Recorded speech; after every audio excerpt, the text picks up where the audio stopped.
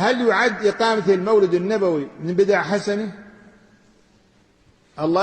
الله يرحم الشيخ عبد الرؤوف العبوسي، كان أخ لنا وكان له مشرب سلفي، وكان يقول إنه هذا المولد بدعة. فجلست أنا وياه قلت له يا شيخ عبد الرؤوف، العلماء بيقولوا أن السنة ما روي عن الرسول عليه الصلاة والسلام من قول أو فعل أو تقرير أو صفة خلقية أو خلقية. فاللي بالمولد بنقول كان أبيض مشرب بالحمرة ولد يوم الاثنين، أليس هذا من السيرة؟ قال لي والله صحيح. قلت له إذن أليست القراءة من إحياء السنة؟ قال لي والله صحيح. كان عارف رجل أهل العلم اللي بيعرفوا منكم بيعرفوا. فراحوا خطأ في مسجد الزرقاء،